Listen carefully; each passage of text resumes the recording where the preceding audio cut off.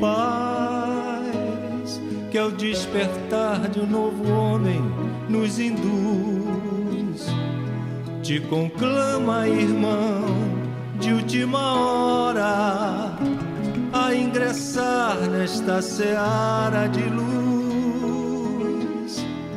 Te conclama, irmão, de última hora, é agora. Agora nós vamos ao nosso assunto, não é? Quando nós recebemos esse tema, nós fizemos esse mesmo que a Djanira fez. Na verdade, nos dias de hoje, né, que nós estamos no momento em que a Terra passa, o nosso país, o nosso estado, o nosso município, é difícil, não é? A gente dá outra face. Mas, enfim, vamos ver, né, o que nós temos a respeito desse assunto. Constantemente, nós somos apedrejados, né? Não como a pecadora no tempo de Jesus, mas somos apedrejados com situações que nos deixam constrangidos, com leis que são para nós completamente inadmissíveis, com posturas que nos causam constrangimento. E diante disso, realmente, o tema não é à toa, né? Que ele veio para nós num momento difícil, porque passamos, todos nós. E aí surge uma pergunta: como nos controlarmos diante dessas situações, onde os nossos sonhos são destruídos, onde as nossas esperanças ficam frustradas?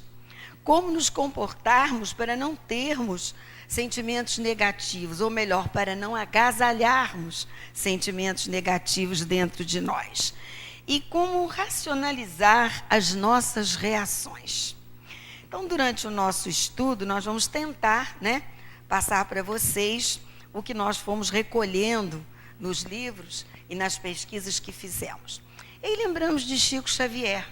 Chico Xavier era muito solicitado, e todos nós sabemos disso, e as pessoas o procuravam constantemente, inclusive no trabalho dele. Em certa ocasião, uma mulher muito aflita chega onde Chico trabalhava e manda chamá-lo. E o chefe dele já estava achando isso exagerado, porque atrapalhava a continuidade do serviço. E diz a ela: não, Chico não veio trabalhar hoje. Ela vai para a casa de Chico. Chega na casa de Chico e diz: não, o Chico foi trabalhar. Ela fica enfurecida e volta ao trabalho. Quando ela volta ao trabalho, diz: não, ele saiu a serviço. Mais enfurecida ela fica. À noite, quando ela entra lá na casa espírita, onde Chico fazia o atendimento, ela chega junto dele e esbofeteia. Literalmente esbofeteia. Chico leva um choque. E ela diz: você está pensando que eu tenho o dia inteiro para andar atrás de você? Eu quero que você agora, você levanta daí e vai me dar um passe naquela sala, cachorro. E Chico fica extremamente assustado. Entra com ela e fica sem saber o que dizer. Emmanuel vai e diz: conversa com ela, tenta acalmar, chega ao coração dela, dá um jeito. E Chico então fala: minha irmã, me perdoa porque eu trabalho demais, porque eu tenho necessidades e não posso perder esse emprego, porque na verdade eu sustento uma porção de irmãos e eu não posso deixar de receber o meu salário. Mas não tem importância, não vou atender a você agora. Diante dessa voz dócil, dessa atitude de Chico, ela começa a chorar. E naturalmente eles se harmonizam e ele consegue dar o passe nela. E ele pergunta então depois a Emmanuel: mas eu não estou com a razão? E Emmanuel responde: você está com a razão e ela com a necessidade. Numa resposta maravilhosa de Emmanuel, como sempre, que nós devemos guardar para nós no nosso dia a dia, quando certas situações, certos constrangimentos acontecem na nossa vida diária. E andando mais para trás ainda, nós vamos chegar no tempo do olho por olho e dente por dente, que é a lei de Talião.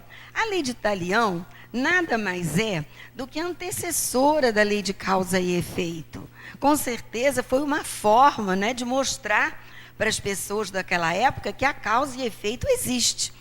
Na física, a lei de causa e efeito é que toda força recebe uma reação contrária na mesma intensidade. Isso é física, não há como discutir. E levando para as pessoas, para o ser humano, né, nós podemos dizer que um grande número de pessoas reagem de maneira agressiva ou de maneiras diversas, de acordo com as ofensas ou com situações que marquem profundamente essa pessoa. Nós podemos tirar disso que numa mesma situação, enquanto um fica extremamente irritado com o que está acontecendo e chegue ao mesmo desespero, o outro consegue enfrentar com um pouco mais de tranquilidade. E aí nós vemos a diferença que existe entre as pessoas, não é?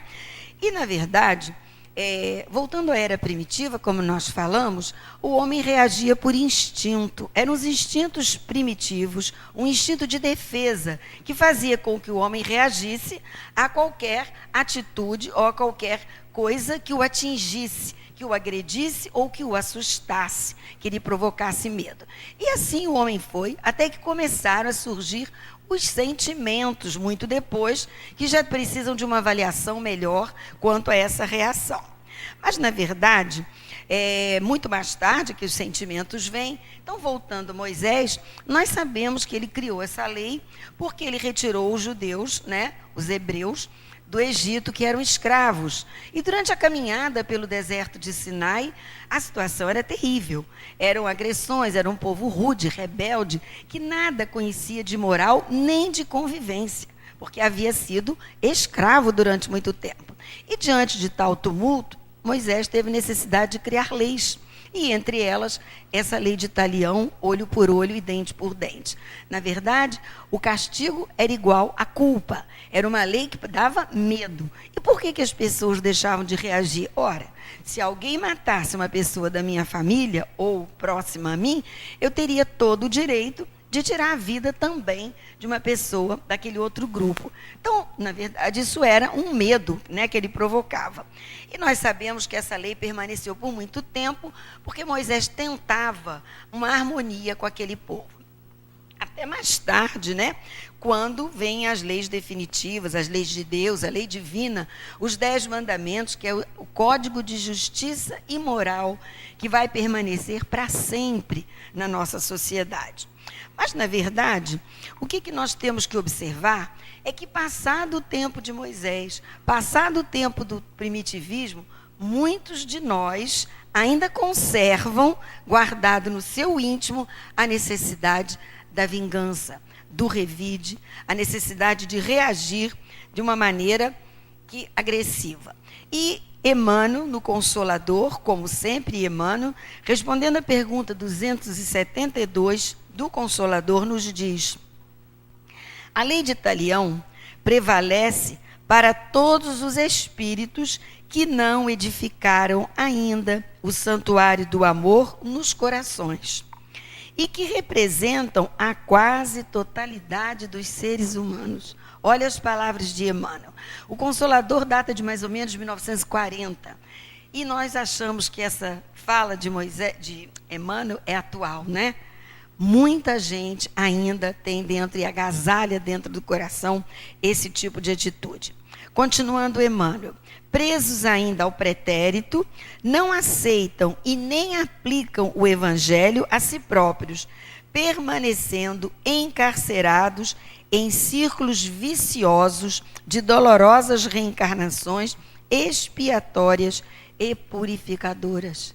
Então, basta a gente olhar em volta, não é verdade? Para que a gente veja quantas coisas difíceis, quantas situações, sejam situações morais, sejam situações físicas, sejam sofrimentos que as pessoas passam e nós percebemos que é realmente a causa e efeito, colhendo o que plantou.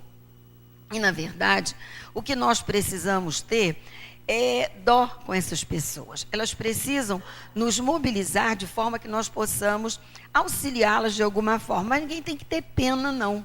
Porque a pena não produz nada. E nós sabemos, reencarnacionistas que somos, que tudo acontece em função do que nós deixamos lá atrás, em outras existências ou até mesmo nesta. E perguntando aos espíritos, por que o homem ainda se encontra nessa situação? Eles respondem que é o orgulho. Esse sentimento pequeno, esse sentimento menor que nós agasalhamos dentro de nós. O sentimento que nosso eu, o ego, o eu inferior, o nosso ego, agasalha. Ainda faz com que enalteçamos a nós mesmos, a nossa personalidade e o nosso amor próprio. Nós confundimos muito amor próprio com autoestima. A autoestima é positiva. É nós valorizarmos a nós mesmos como filhos de Deus, com as nossas qualidades e com os nossos defeitos. Agora, amor próprio é uma coisa meio egoísta, é uma coisa meio vaidosa. E é exatamente isso que acontece com o orgulho em nós. Então, o orgulhoso, de maneira nenhuma, ele aceita não revidar uma ofensa ou agir de forma a apaziguar uma situação difícil que possa estar acontecendo. Inclusive, os orgulhosos dizem que é ponto de honra.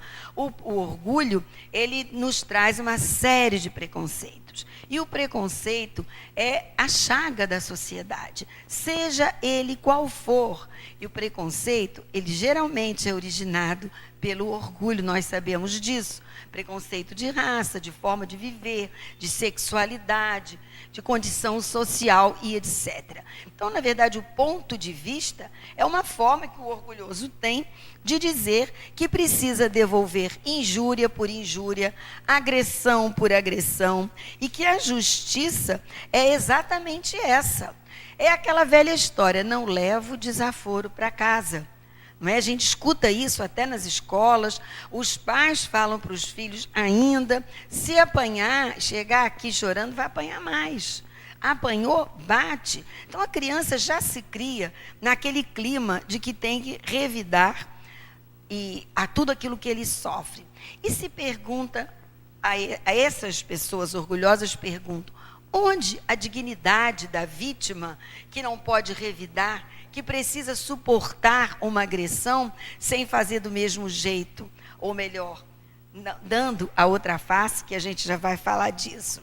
E isso, na verdade, como nos diz nas pegadas do mestre Vinícius, esse ponto de honra, essa dignidade que eles falam, é a explosão do orgulho.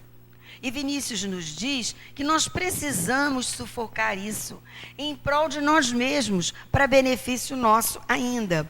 E no final ele diz, né, no trecho que fala sobre o orgulho, deixe morrer a míngua de defesa, o orgulho, e pratique a sublime doutrina do Cristo quando diz, bem-aventurados os pacificadores, que serão chamados filhos de Deus.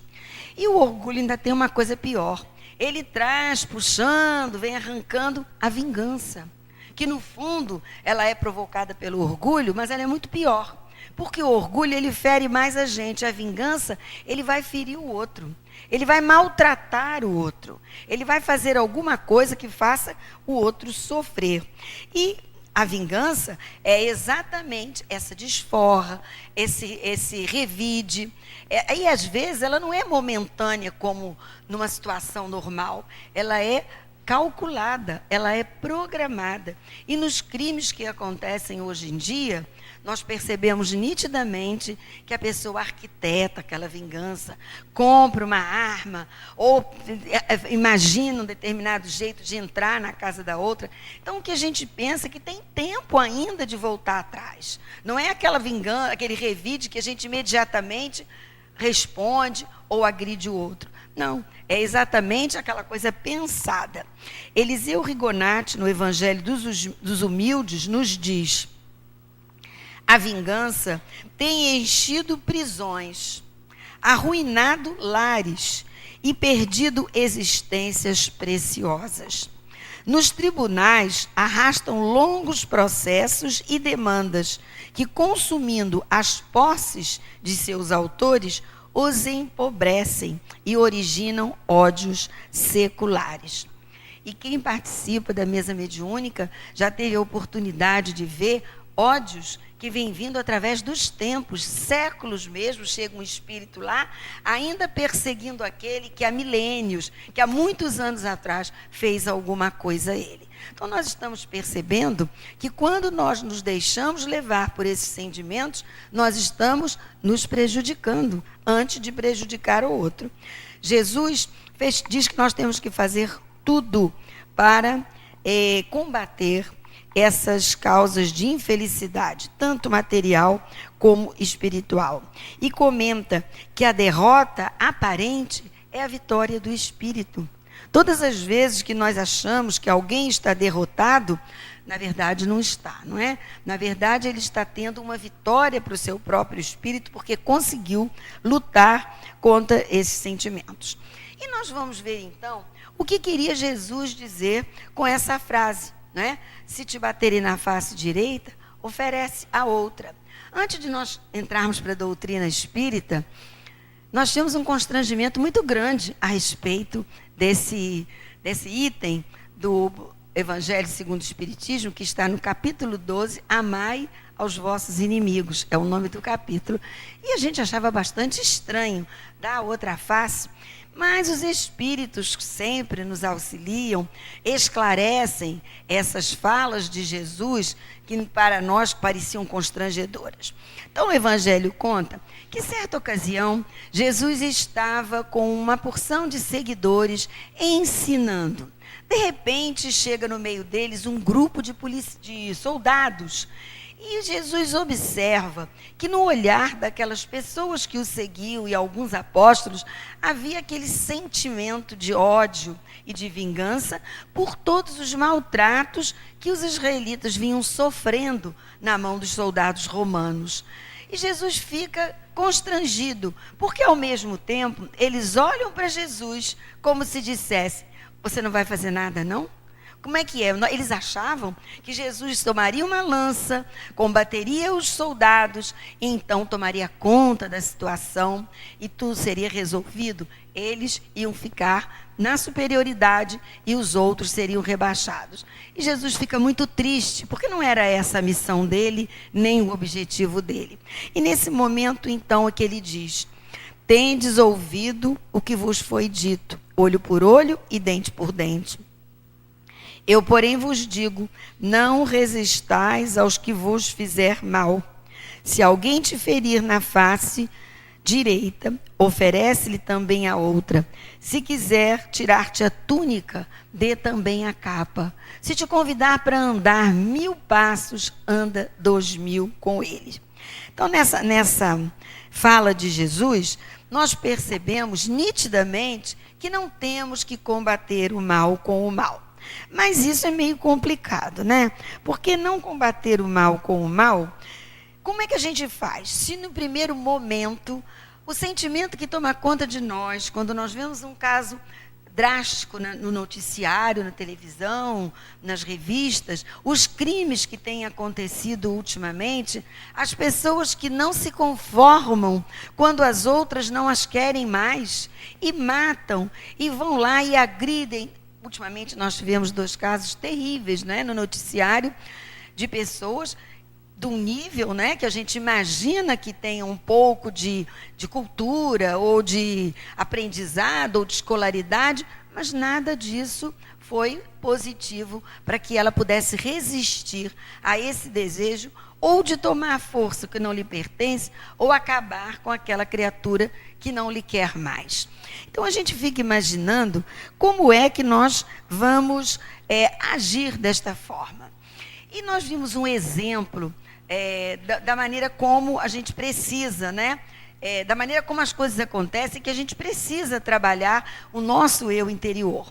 No livro Código do Monte, que é um livro muito bom, belíssimo, que a gente recorreu em vários espaços desse estudo, Sérgio Luiz Lopes nos narra um exemplo. Um motorista ia pelo seu trânsito normal, quando de repente um outro corta à frente dele, buzinando, e rapidamente ele freia para não bater. E logo vem aquele impulso, não é? De dizer algumas coisas feias. E vai emparelhar com o outro, já pronto a agredir, a dizer alguma coisa, quando o outro vira para ele e diz: meu amigo, desculpa, mas eu estou com meu filho passando mal aqui atrás, que me parece uma coisa muito grave a caminho do hospital. Nesse momento, a criatura que estava pronta a reagir, sente dentro dela esmorecer. E o que ela faz? Ela levou, dá uma bofetada na face do trânsito e dá a outra face, ou seja, a consideração, o carinho e a compaixão. E dali para frente ele passa a auxiliar, a conduzir e a seguir junto com aquele pai que levava um filho para o hospital. Então, o que nós precisamos é mudar a postura.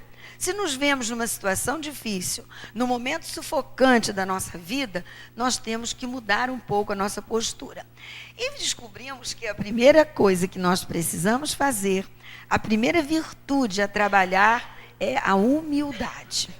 A humildade é uma virtude fundamental para a nossa convivência, porque a humildade nos dá a verdade sobre nós mesmos. A humildade nos mostra quem somos. E essa virtude está ligada ao primeiro passo das bem-aventuranças, quando diz: bem-aventurados os pobres de espírito, porque deles é o reino dos céus. E a gente fica pensando, não é? Quem serão esses pobres de espírito? E recebemos as instruções. Os pobres de espírito não são aqueles, como nós usávamos antigamente esse termo, as pessoas menos favorecidas, as pessoas mais desinteressadas de tudo, não. Os pobres de espírito são aqueles espíritos, aquelas criaturas que já perceberam como são pequenos, como nós somos pequenos ainda diante de Deus, como ainda falta muito para nós chegarmos até o máximo, até o cume da nossa montanha. E quando nós analisamos a palavra humildade, nós vamos ver que ela vem de humus, que no latim quer dizer terra. Humus quer dizer terra em latim. Humildade vem do humus.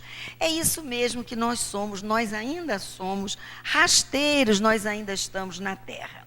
E quando nós precisamos subir uma montanha, a montanha do nosso desenvolvimento, da nossa evolução espiritual, de onde nós partimos? De baixo. Do primeiro passo, do primeiro estágio, que é a terra. É ali que nós estamos. E a humildade é que nos faz perceber que precisamos de Deus, que precisamos de ajuda, que não somos ninguém sozinhos. A humildade é a virtude que combate o orgulho. É o contrário do orgulho.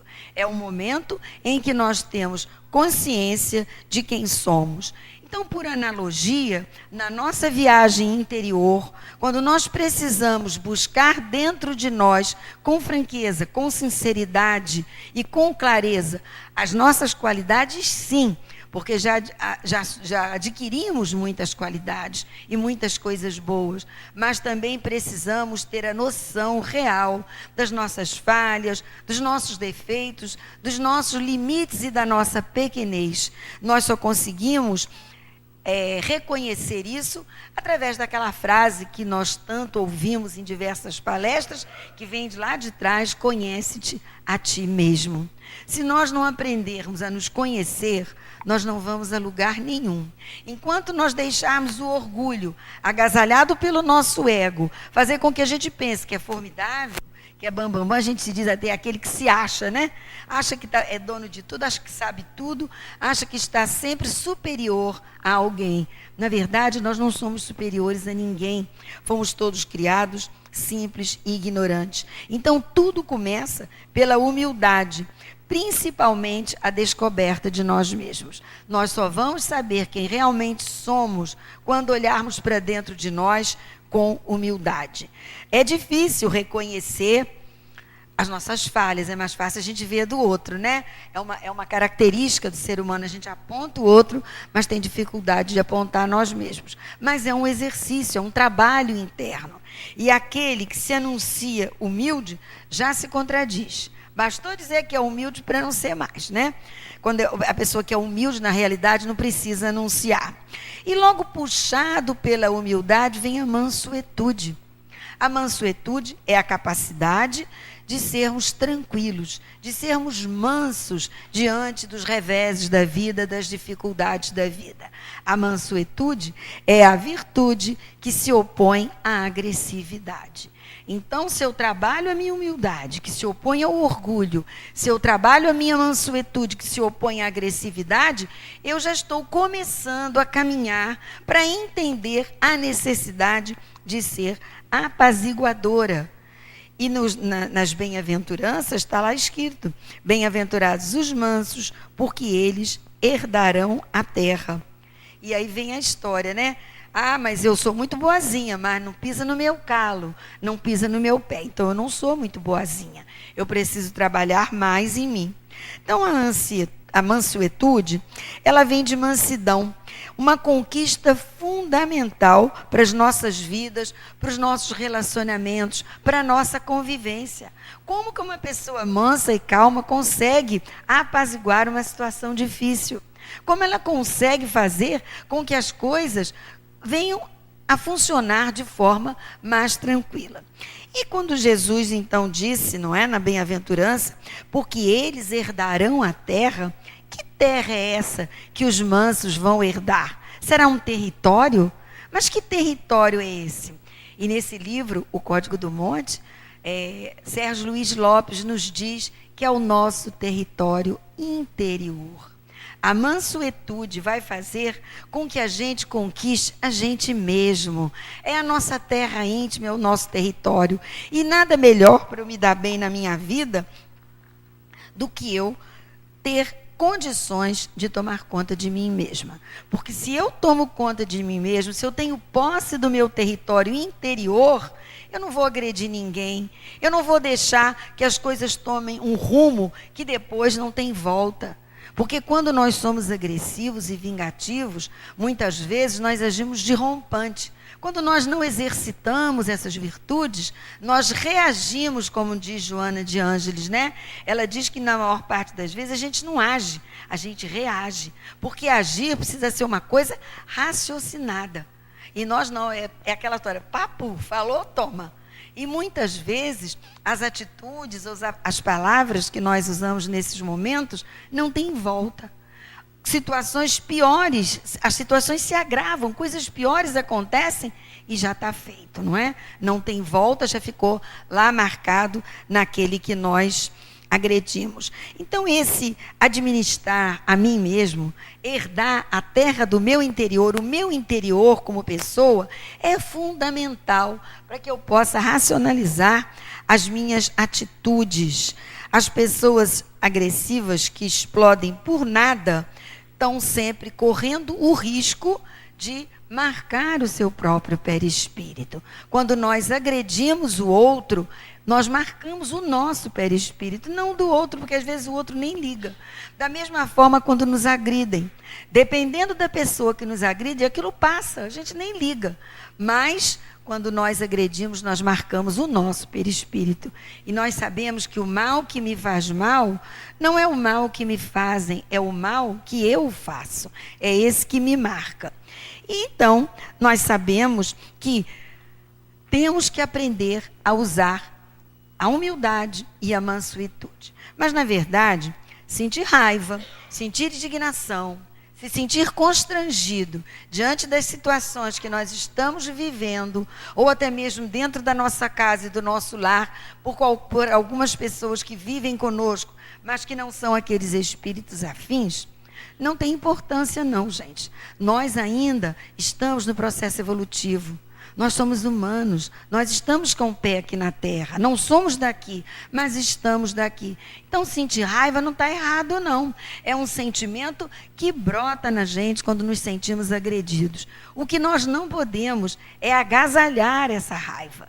O que nós não podemos é deixar que ela nos corroa por dentro, porque ela nos causa doença. Nós podemos adoecer se nós deixamos a mágoa, a raiva, a insatisfação tomar conta de nós. Então, a gente já ouviu isso lá na nossa casa, e muitos já conhecem, deixar o passarinho pousar na sua cabeça não tem importância, mas não pode deixar ele fazer ninho.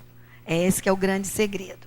Então, nós temos que lembrar que esse sufoco que essa raiva, essa explosão, vão realmente fazer mal a nós mesmos. Mas nós temos uma outra explicação também para os mansos herdarão a terra. Nós sabemos que a terra está na fase de regeneração. Embora o tempo, né, cada um fala uma coisa, está meio contraditório, uns dizem que 100 anos, não sei quantos anos, tudo bem, mas estamos a caminho.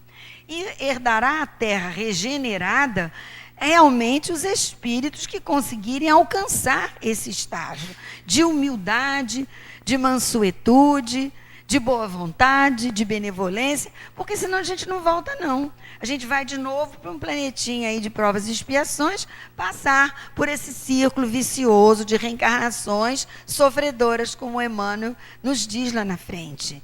E nós temos que acordar para isso, porque sabemos que isso é a realidade.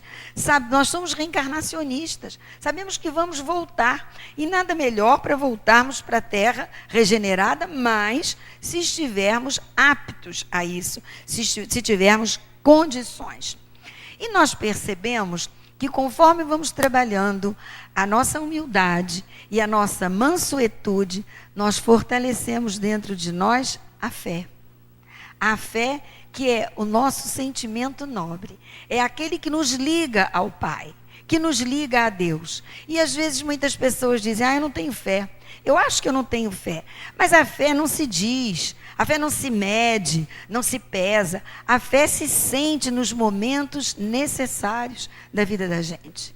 Quando nós vamos trabalhando essas virtudes, quando nós vamos dentro de nós, elaborando essa caminhada de subida lá ao cume da nossa montanha, nós vamos adquirindo fé.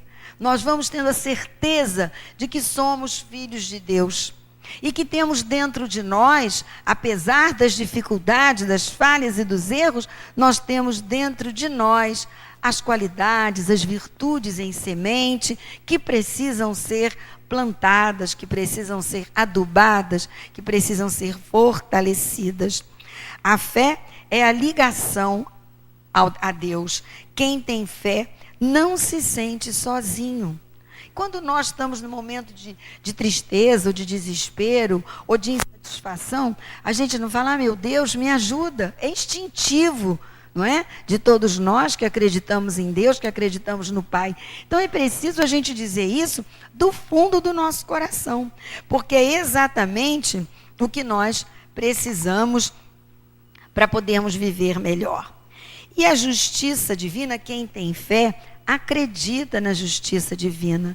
Ela não deixa nenhum culpado sem a punição adequada. Não no sentido de pecado, de castigo. Não é nada disso. Foi lá no tempo de Moisés. Agora a gente repete de novo. É a lei de causa e efeito. É a lei de ação e reação. Se eu agora estou errada, se eu estou cometendo infrações às leis divinas, eu vou dar conta disso mais adiante. Eu vou dar conta nessa existência ou numa próxima existência. E como nós já falamos e vamos repetir, quando nós vemos situações drásticas com outras pessoas, a gente não tem que lamentar, não. A gente diz, meu Deus, ajuda essa criatura a vencer essa dificuldade. E quantas vezes nós vemos pessoas que carregam situações penosas, mas tem uma dignidade, uma fibra que até, não é? A gente, meu Deus, como pode? É porque essas pessoas fortalecem a fé dentro de si. Então, só a fé em Deus e na vida futura, porque nós sabemos perfeitamente que é aqui que nós plantamos o nosso futuro. É aqui e agora. Essa é uma das grandes mensagens da doutrina espírita para nos auxiliar na nossa reforma íntima. Hoje eu planto amanhã, como hoje sofro as consequências do ontem infrator. Então nós precisamos, acima de tudo, cuidar, né, dessa nossa vontade de melhorar, trabalhar, nos esforçarmos, porque não é fácil, é claro que não é fácil. E quando nós olhamos essa escalada do monte, essas bem-aventuranças, nós vamos ver que, em primeiro, bem-aventurados os humildes, nós vamos trabalhar a nossa humildade, percebendo que não somos ninguém, que precisamos do Pai Criador, dos Espíritos protetores, daqueles que convivem conosco nesta encarnação, para começarmos a evoluir. Na segunda bem-aventurança, bem-aventurados os aflitos, porque serão consolados, nós vamos trabalhar o quê? A resignação. A resignação é a virtude que nos faz aceitar o que nos cabe. O orgulho deixa a gente se indignar, né? Agora mesmo a gente está numa situação, quem é aí, né, aposentado e tal coisa, sabe da situação que nós estamos passando. Eu falei, gente, que dia danado para eu fazer essa palestra. Eu vou ter que dizer que fiquei indignada com as últimas notícias. Mas eu só não vou deixar o passarinho fazer ninho, gente, eu juro. Eu vou só deixar ele pousar e vai, sai daqui. Me deixa realmente entender o que eu estou estudando, me deixa realizar o que eu estou aqui colocando. Então, a segunda é a resignação. É o momento que eu sei que aquilo é meu, que aquilo faz parte da minha vida. E a terceira é justamente a humildade, a resignação e a confiança, a fé em Deus. Então, eu vou, no momento, trabalhar em mim essas virtudes para que eu possa me ligar com Deus, para que eu possa caminhar adiante. Humildade, logo depois a mansuetude e a resignação. Se eu trabalhar essas 3 virtudes no meu coração, eu vou poder fortalecer a minha fé.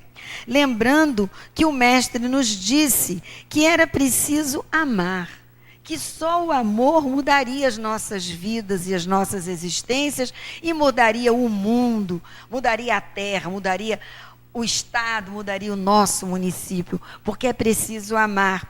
E nesse capítulo Jesus diz, amai os vossos inimigos, meu Deus, fazei o bem aos que vos têm ódio, orai pelos que vos perseguem. Esse é mais fácil, né? A gente fazer uma prece, se ilumina lá os outros. Se perdoardes aos que vos têm ofendido, também vosso Pai Celestial vos perdoará. Então, essas propostas de Jesus estão nesse capítulo 12, amai os inimigos. Mas, na verdade, Jesus não quer, nem queria que eu tratasse os meus inimigos como eu trato as pessoas que eu amo. Quando ele diz amar o inimigo, é dar a outra face. E como eu dou a outra face? Fazendo diferente. Porque se me dá um tapa e eu dou outro, eu estou fazendo igual. Eu estou naquela sintonia. Eu estou ali naqueles fluidos deletérios. Eu estou ali me fixando. Agora, se a pessoa me agride e eu consigo dizer, meu irmão, vamos rever essa situação, eu estou fazendo diferente. Eu estou dando a outra face. Não mais aquela mesma que eu fui agredida, né? Eu estou conseguindo mudar a situação de um modo geral. Então, quando nós conseguimos trabalhar a humildade, a mansuetude, conseguimos trabalhar a resignação, lembrando que é preciso amar ao próximo como a si mesmo. É claro que mantendo as devidas proporções. Amar ao próximo é não desejar mal, é não querer que o outro seja punido, que o outro vá lá para Bangu 2, 3 e tal, mas a gente acaba querendo que vá, né? E tudo bem, isso faz parte da vida. Porque também Jesus disse que não era preciso dar o pescoço ao inimigo. Não é isso. Ah, tá, bateu, bate de novo. Vai bater. Não. A gente precisa com postura e com justiça. Então, quando nós conseguimos esse apanhado de virtudes, quando nós conseguimos trabalhar o amor dentro de nós, nós estamos prontos para uma fase bem complicada, que é perdoar. Perdoar é o grande segredo das nossas vidas, porque quem perdoa não leva consigo o ódio, não leva consigo a mágoa, não leva consigo essa bagagem horrorosa, chegando lá do outro lado, o que você trouxe? Aí você abre a malinha, nossa, ódio, raiva, tudo aquilo que não presta. E os processos obsessivos, né? Infelizmente, a criatura que volta ao plano espiritual com todas essas coisas ruins, ela vai ser um obsessor, não tenha dúvida. Não vai conseguir resistir. E não é isso que nós queremos para o nosso futuro, né? Então, a gente, para perdoar, tem que realmente trabalhar tudo isso dentro de nós. E no livro Liberta-te do Mal, nós temos uma mensagem de Joana de Ângeles, que fala exatamente do perdão. Nós tiramos alguns tópicos muito interessantes para que a gente possa entender. Joana é aquela mentora, é a nossa psicóloga do mundo espiritual, que nos conhece tão bem, né? Parece que sabe o que se passa na nossa alma, e quando a gente lê, a gente, nossa, ela sabia de mim hoje, porque mandou eu ler isso aqui, é porque eu estou precisando. Então ela começa dizendo: quem conhece Jesus não pode mais se desculpar pela permanência nos equívocos e no cultivo dos sentimentos perniciosos. Então, se nós nos consideramos cristãos, se nós temos como título o cristianismo, se nós abraçamos o espiritismo cristão, nós não podemos mais nos deixar levar por esses sentimentos perniciosos, que vão prejudicar primeiro a nós mesmos e depois aquele a quem nós lançamos os nossos dardos. Adiante, ela diz: a respeito da saúde integral, merece destaque a contribuição terapêutica do perdão das ofensas. Então, aquela mágoa que a gente tem de um parente, de alguém que não fez como a gente queria, que não reagiu da maneira ou não agiu como nós achávamos certo, a gente tem que tirar, gente, de dentro da alma em benefício próprio. Era a terapia, como ela disse. Se não queremos adoecer, se não queremos ter mais problemas que já temos com o nosso corpito frágil aqui na Terra, nós temos que trabalhar o nosso interior. Ela diz ainda: o teu ofensor é infeliz e não tem dimensão da própria desdita. Então a gente não sabe o que leva aquela criatura aquele ataque. Lembramos da história de Chico. Aquela pessoa, aquela senhora, estava altamente desequilibrada por algum fato que fez com que isso acontecesse. O outro, no trânsito, também estava agressivo no volante, mas porque ele tinha uma preocupação muito grande com o filho doente atrás dele. Nunca te permitas sintonizar na mesma faixa vibratória. Isso é que é importante. A reação nos coloca na faixa vibratória do ofensor. Então, nós temos que trabalhar a ação. E a ação é do bem. A ação é nos movimentarmos no bem. Alça-te às regiões espirituais da paz e do bem, perdoando sempre, seja qual for o gravame que te for imposto. Seja lá o que te fizerem. Procure entender o lado do outro, a ignorância, a falta de conhecimento, ou o momento difícil da vida, ou não aprendeu ainda a trabalhar essas dificuldades e age de outra forma.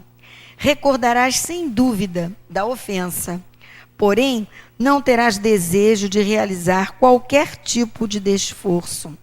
Recordarás sem dúvida da ofensa. Ninguém esquece para perdoar, não é? Nós não fomos feitos, né? Nossa inteligência, o nosso cérebro não foi feito para esquecer. Se está esquecendo é porque está com algum probleminha de idade ou qualquer outra coisa. Porque, na verdade, a gente não esquece. O que a gente não tem que ter é raiva, ódio e vontade de se vingar. Isso é que justamente vai nos fazer mal. Usa a terapia do perdão e conseguirás a inefável leveza da consciência tranquila. O perdão, ele nos liberta. Ele corta as amarras que nos prendem ao passado, ao que nós trazemos ainda do homem primitivo dentro de nós. Ele nos liberta daquilo tudo que nós precisamos deixar para trás. Nós temos que encarar a nossa existência numa nova era, numa nova maneira de viver. Nós temos condições disso. Nós temos condições de nos esforçarmos para trabalhar dentro de nós todas essas nossas fraquezas, todas essas nossas deficiências. Uma mágoa retida gera perturbações variadas no campo emocional. É preciso dirigir o olhar para frente. Quanto mais elevarmos o pensamento acima da vida material, menos seremos magoados pelas coisas da terra e não levaremos desta vida, a bagagem pesada por sentimentos negativos que poderão permanecer presos a nós por milênios. E nós nos lembramos de Gandhi, que certa ocasião ele disse: ninguém me magoa.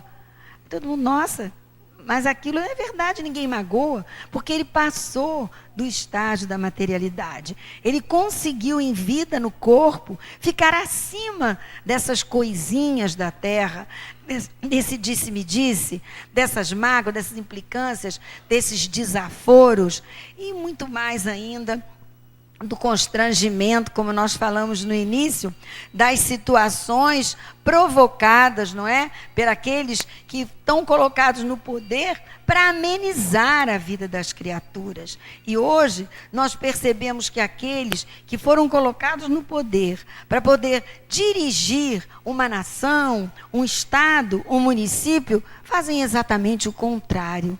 Eles trabalham e eles administram em causa própria. Mas nós não temos que deixar isso tomar conta de nós, fazer ninho, não é verdade? Nós temos que, na verdade, ter dó dessas pessoas que vão um dia partir para o mundo espiritual muito comprometidas, não é? Nós sabemos que na bagagem deles o compromisso é muito grande.